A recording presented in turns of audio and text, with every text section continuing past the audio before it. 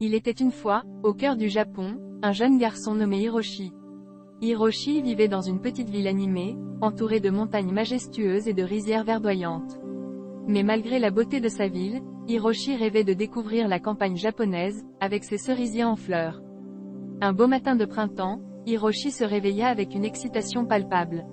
Il avait entendu dire que les cerisiers de la campagne étaient en pleine floraison et il ne pouvait pas rater cette occasion.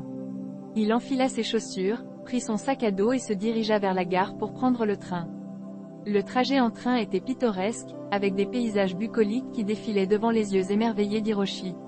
Les rizières s'étendaient à perte de vue, parsemées de fleurs sauvages et de petits étangs où les carpes dansaient gracieusement. Après 1 heure de voyage, Hiroshi arriva enfin à destination. Il descendit du train et se retrouva dans un petit village traditionnel, entouré de collines verdoyantes. Les maisons en bois étaient bordées de jardins soigneusement entretenus, où les cerisiers se dressaient fièrement, leurs branches chargées de fleurs roses et blanches. Hiroshi prit une profonde inspiration, absorbant l'odeur délicate des fleurs de cerisier. Il se mit à marcher le long d'un sentier sinueux, entouré de cerisiers en fleurs. Chaque pas qu'il faisait était accompagné du doux bruissement des pétales tombant délicatement sur le sol. Alors qu'il continuait sa balade, Hiroshi rencontra une vieille dame qui travaillait dans son jardin. Elle portait un kimono traditionnel et avait un sourire chaleureux sur le visage. Intrigué, Hiroshi s'approcha d'elle et entama la conversation.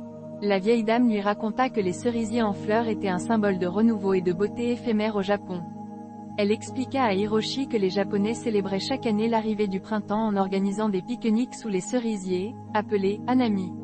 Les familles et les amis se réunissaient pour admirer les fleurs, partager de délicieux plats et profiter de la nature environnante. Hiroshi était fasciné par les histoires de la vieille dame et décida de passer le reste de la journée à explorer la campagne avec elle. Ils se promenèrent dans les champs, observant les papillons virevolter parmi les cerisiers. La vieille dame lui apprit à jouer du shamisen, un instrument traditionnel japonais, et ils chantèrent ensemble des chansons folkloriques. Au coucher du soleil, Hiroshi et la vieille dame s'assirent sous un cerisier centenaire. Ils contemplèrent le ciel orangé, les pétales de cerisier flottant dans l'air tels des flocons de neige. Hiroshi se sentait en paix et comblé. Il avait réalisé son rêve de découvrir la campagne japonaise et les cerisiers en fleurs. En rentrant chez lui, Hiroshi savait qu'il emporterait toujours avec lui les souvenirs de cette journée magique.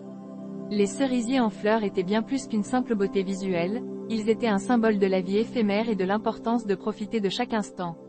Et Hiroshi, grâce à cette balade dans la campagne japonaise, avait appris à apprécier la beauté fragile de chaque saison.